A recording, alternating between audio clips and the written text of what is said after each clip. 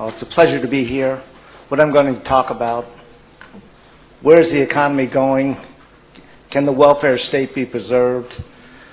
And I guess yesterday I learned that Italy has made a little bit more progress in the direction that countries need to go with regard to financing retirement. When I go around the world, I find that there's great times in most of the world. Asia is really booming. Latin America is growing at more than a healthy rate. Even Africa is catching up a little after a period of losing ground relative to the industrial leaders. Most, but not all, of Europe is experiencing reasonably healthy growth. But U.S. and the pigs are experience bad economic times. I'll talk about U.S. first and then Italy. This is a logarithmic scale, which means a straight line is a constant percentage growth rate. As you can see, there's been a secular, relatively, on average, the red line, growth of living standards of nearly 2% a year, doubling every generation. That goes back to 1870 to 2010. There were some deviations from trend, which you saw. The big deviations were in the 1930s. It got as big as 33% in 1933. The recent loss in the United States has been about 10%, and it occurred between May 2008 and October 2009. Subsequently, the U.S. economy has stopped declining. That's the good news, but has not begun to recover. That's the bad news. You can see these deviations from trend in percentage terms. The Great Depression. In the post-war period, the economy is a little bit more stable than in the pre-Depression period. There was a World War II boom, but most of that was military expenditures. Private consumption fell in that peak, and private investment in plant and equipment in houses in the United States. Now, the best indicator of the current situation is market hours, not GDP.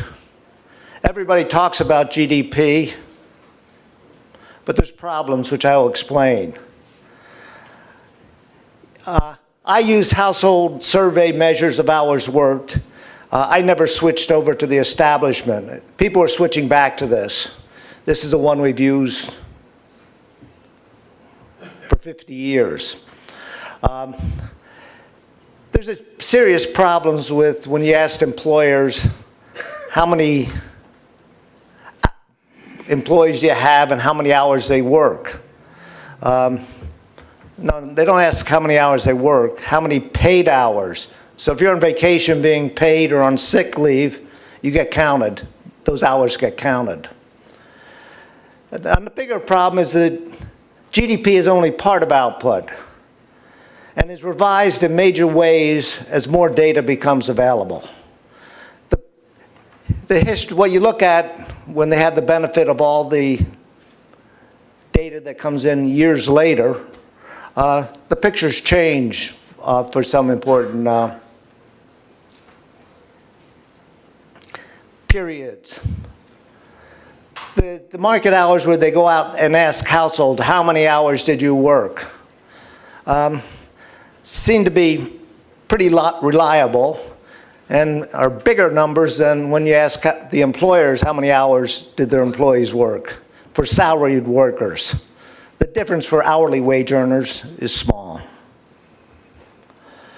Here's the percentage deviation hours per person As you can see, the U.S. economy was going along pretty well until the beginning in the second quarter of 2008, and continuing, then there was this big 10% decline. And that occurred over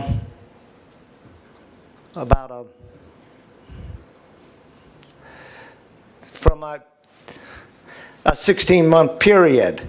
Since then, the economy has been flat. The statistics for last month are not good. Employment rates of the civilian population fell more. The statistics on how many hours the employees worked are not in yet. What will happen in the U.S. depends upon future policy. Economists can predict what will happen conditional on future policies, and that the people, particularly the business and the households, expect these policies to be followed. These are very uncertain times in the United States. We don't know what policies are going to be followed with regard to taxes. They could go way up, or they may stay at their current level, or there may be something. They have been going up recently in hidden ways. So what will happen in the U.S. is a guess. That is, maybe the U.S. will follow Japan and Italy and lose a decade of growth. A decade of growth is about 18% decline in living standards relative to trend. If this does happen, the U.S. would become as depressed as Europe. Europe is depressed by about 30% relative to the U.S., and it's all in the number of hours, market hours, I emphasize, in the formal market is the reason. Europeans are just as productive, have become as productive as Americans.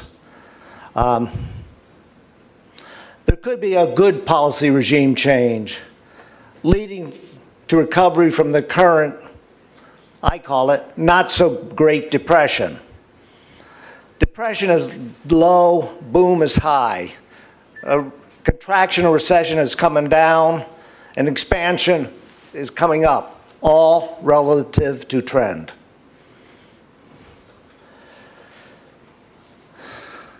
The recent election may have signaled a policy regime change, as did the election 4 years ago at the midterm, when there's a dramatic change in Congress. Private investment has fallen. Businesses do not know what to expect. They say they're waiting and seeing. They want to know the rules. They're not hiring young people. That investment in human capital that people learn and doesn't get measured as output is a big number. New businesses are not being started up. I conjecture that this uncertainty is depressing hiring and investment. But we're only just beginning to get some theory to measure this factor. It seemed to happen to a even bigger extent back in 1930 at the beginning of the Great Depression. You can see investment, that's that purple line at the bottom. It's depressed about 30% relative to normal. Businesses are not investing. Households are not investing in households that are in houses, and are not investing heavily in consumer durables either. Consumption's relative importance is holding up. Government has actually gone up a significant amount relative to output. Relative to GDP, I should say. Now the Italian economy. The Italian economy is doing poorly. Hopefully, Italians will discuss their problems and come to a consensus as to the nature of the needed reforms, and then implement these reforms. But is Italy ready to do this? I don't think they're quite ready, but soon they will be. The Italian economy today, as I said, the economy is doing poorly, and has been doing poorly for 15 years. And they lost a decade of growth to very low productivity growth over this 15-year period. I just heard this morning that it was negative recently. I hope the U.S. does not follow in Italy's footsteps. Japan in the 1992-2002 period lost a decade of growth. This was due to low productivity growth. During that period, productivity grew at a healthy rate in the U.S. and the EU.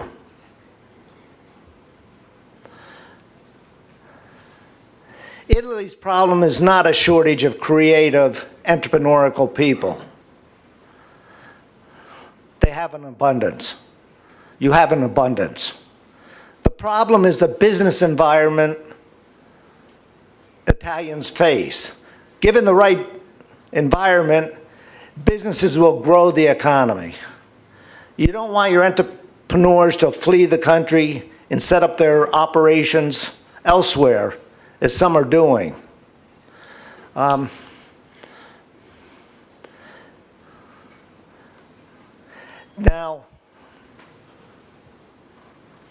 there's an interesting fact. The U.S. businesses are not investing in the U.S. The U.S. businesses are investing abroad, much more than measured. Over 40% of the profits of the traded American corporations that produce half the output come from their wholly owned foreign subsidiaries.